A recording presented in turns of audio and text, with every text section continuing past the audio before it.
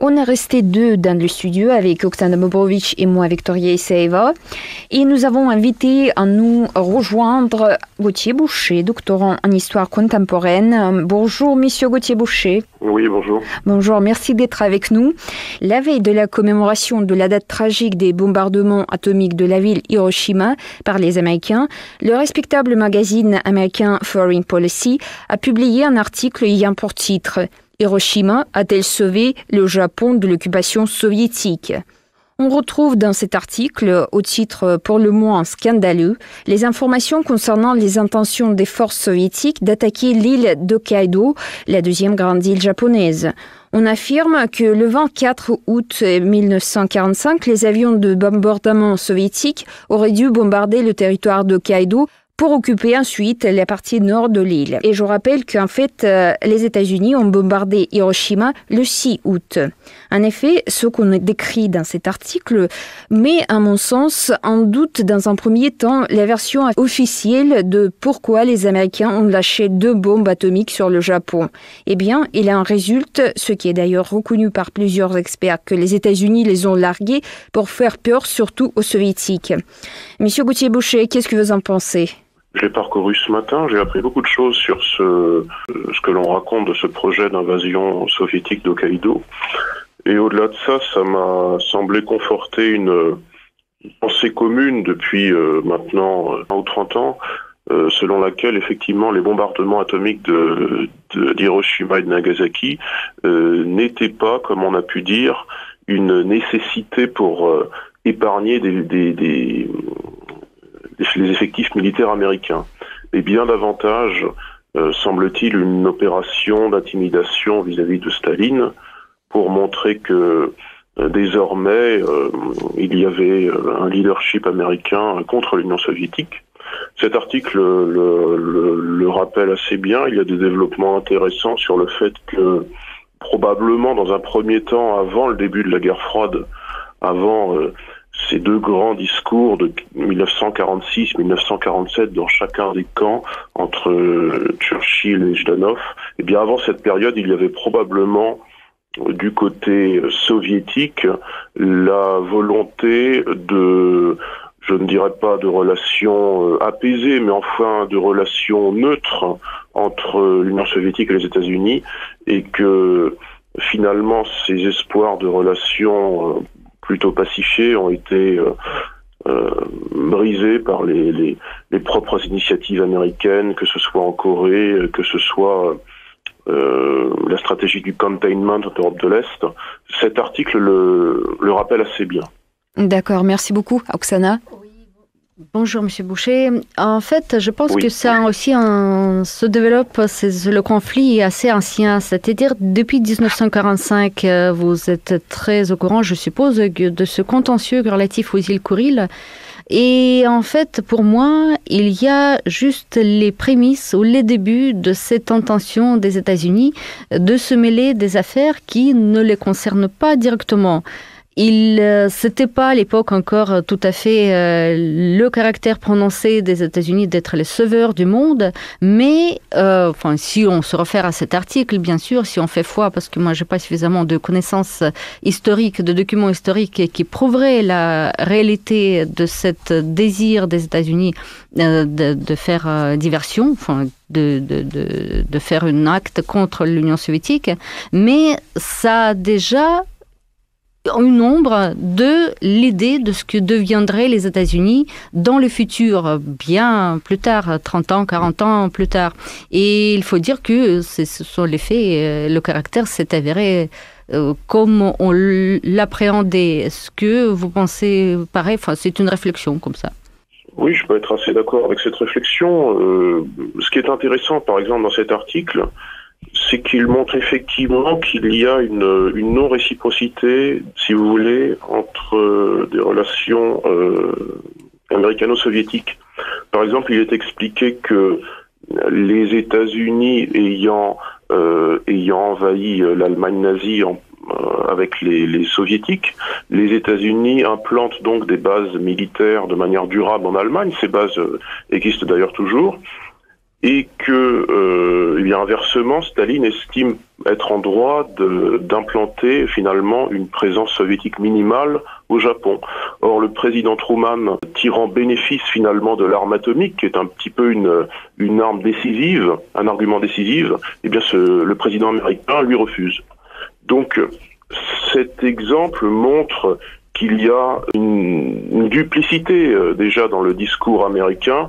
On n'est même pas au sortir de la guerre, puisque on est en août 1945, la guerre n'est pas encore finie au Japon, et déjà les États-Unis, avec ce nouveau président Truman, eh bien, changent de braquet en quelque sorte, avec cet argument décisif qui est le poids symbolique de destruction de l'arme atomique, qui permet aux États-Unis, somme toute, eh bien, de s'asseoir sur les traités et de s'asseoir sur une certaine forme de réciprocité. Moi, je ne dis pas que c'est bien, je ne dis pas du tout que c'est bien que les États-Unis aient implanté des bases militaires en Europe. Cette vision me fait horreur, parce que ça veut dire que les nations d'Europe ne sont pas souveraines. Heureusement, par exemple, qu'en France, le général de Gaulle a dit aux États-Unis que les Américains devaient quitter notre territoire. Pour moi, c'est une vision d'horreur. Mais enfin, si les Américains ont implanté des bases en Europe, je pense qu'il était légitime que les Soviétiques demandent aux Américains s'ils pouvaient agir dans le cas présent à Hokkaido, voire Honshu. Et eh bien, la réponse de Truman montre une duplicité, un changement de stratégie. Certains critiques reprochent justement à ce journal de révisionnisme. Donc on l'accuse de révisionnisme, on dit qu'on ne peut pas du tout de jouer sur les sentiments de ceux qui ont péri dans Hiroshima. On ne peut pas revoir l'histoire et les intentions des deux grands pays. Mais moi, je trouve que ça a mis en évidence cette perspective du comportement des États-Unis, c'est-à-dire d'une puissance, superpuissance, qui possède déjà une arme nucléaire et qui veut dicter à tout le monde ses règles. L'ex-dirigeant soviétique Mikhail Gorbatchev a accordé une interview au journal Spiegel, justement, à l'occasion de cet anniversaire du bombardement d'Hiroshima, et il dit que Washington a toujours fait était un obstacle insurmontable à l'obtention d'un monde sans menace nucléaire. C'est-à-dire que les États-Unis, encore une fois, montraient leur puissance et leur désir de se comporter en seul maître de ce monde nouveau. Oui, ça me semble assez crédible. Ça me semble assez crédible parce que, quoi qu'il en soit, on voit que les États-Unis ne sont pas prêts encore à ce qu'éclose un monde multipolaire.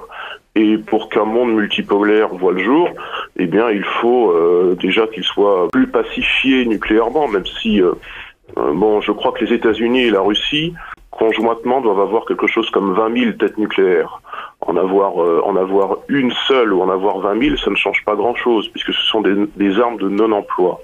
Mais symboliquement, faire le désarmement permet d'affirmer que on va vers une détente diplomatique. Et je pense qu'effectivement, les États-Unis n'ont jamais été prêts à cela. Il y a quelque chose de marquant avec Foreign Policy qui est un titre estimable, qui est un titre de bonne qualité. C'est que cet article intervient aussi à une période un peu particulière du mandat de l'actuel président Obama, qui est en gros sa dernière année de mandat. Et on peut supposer que Barack Obama essaye de sortir par le haut de son second mandat en étant, en ayant des idées plus intéressantes sur le plan diplomatique que son prédécesseur Bush. Et cet article, ces commémorations du 70e anniversaire des bombardements nucléaires, interviennent de manière assez opportune, alors que les États-Unis essayent peut-être de masquer que, en dépit de leur discours peut-être moins unilatéraux sur le plan de la diplomatie, leur politique n'a pas beaucoup changé.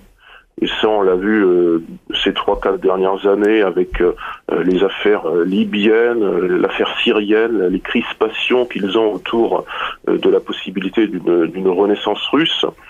Cet article de Foreign Policy, c'est un petit peu, on pourrait dire, une variante du soft power américain qui permet de montrer que les États-Unis, finalement, auraient un comportement plus estimable que les caricatures que l'on peut faire d'eux, sauf que les caricatures que l'on peut faire du comportement américain n'en sont pas forcément, ce n'est pas forcément des caricatures, c'est quand même la réalité. Monsieur Boucher, merci. J'ai encore une question à vous poser. Ne trouvez-vous pas qu'il soit assez cruel de parler du fait que, en fait, la bombe Little Boy qui a été lâchée sur Hiroshima a sauvé le Japon de l'occupation soviétique? Parce que c'est quand même quelque chose d'extraordinaire comme la formulation. Oui, je suis assez d'accord avec ça. C'est évidemment cruel, c'est cynique, c'est aussi assez simpliste parce que il y avait d'autres manières d'agir finalement. Mais c'est aussi publié sur un site américain. Il y a peut-être des pesanteurs éditoriales qui font que les Américains ont tendance à utiliser ce genre d'artifice de langage, parler du fait que la bombe nucléaire a permis d'économiser des vies. Mais ce qui est dommage, c'est que dans des pays d'Europe comme en France, il y a aussi la croyance populaire que la bombe nucléaire était un moindre mal et que ça a permis d'écourter la guerre, ça a permis d'économiser des vies, même si c'était des vies américaines, qui ne sont pas des vies françaises, mais ça nous concerne quand même. Le plus dommage, au-delà de ce discours qui est quand même très cynique, parce qu'on parle de dizaines de milliers de morts civiles, le plus dommage, c'est peut-être que, encore 70 ans après les faits, on pense que la bombe nucléaire, finalement, eh bien, c'était nécessaire. Et il ne faut pas oublier, je pense, que en fait, les Américains n'ont pas présenté d'excuses contre ces bombardements auprès des Japonais. Et je pense que maintenant, ils cherchent tout simplement à justifier ces actes. C'est tout.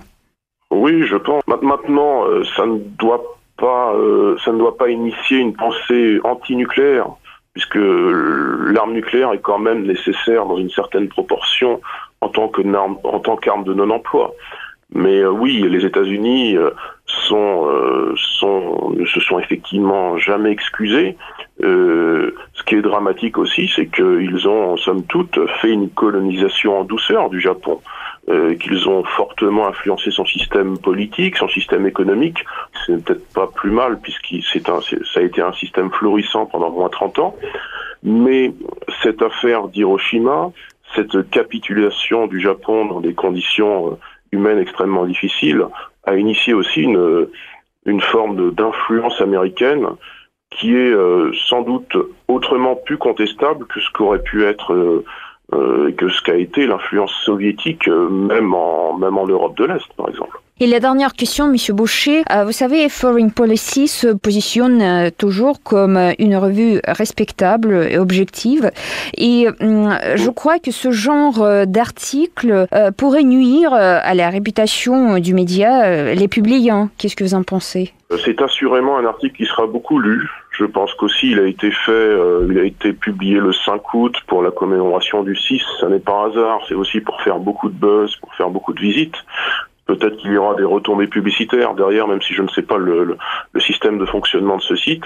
Est-ce que ça peut lui faire du tort? Ça peut attirer l'attention des médias internationaux. Ça peut aussi avoir l'avantage positif de réveiller le débat sur ces questions. Que le débat ne soit pas complètement sclérosé et qu'il puisse enfin avoir une discussion sereine, 70 ans après les faits, sur les véritables intentions américaines relativement au programme nucléaire. Est-ce que c'était vraiment une manière de sécuriser des vies, de protéger des vies américaines, ou simplement un outil d'intimidation dans un rapport de force vis-à-vis de l'Union soviétique?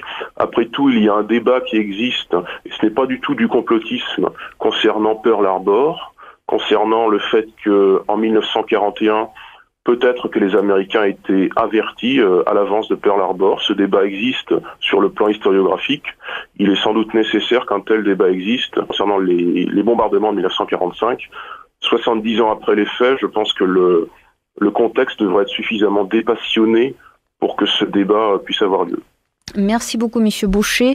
Chers auditeurs, je vous rappelle que c'était Gauthier Boucher, qui est doctorant en histoire contemporaine, avec qui on a discuté d'un article publié dans un magazine américain qui s'appelle « Hiroshima a-t-elle sauvé le Japon de l'occupation soviétique ?» Donc c'est ça le titre de cet article assez scandaleux. Dernières actualités, des analyses d'experts et des enquêtes exclusives.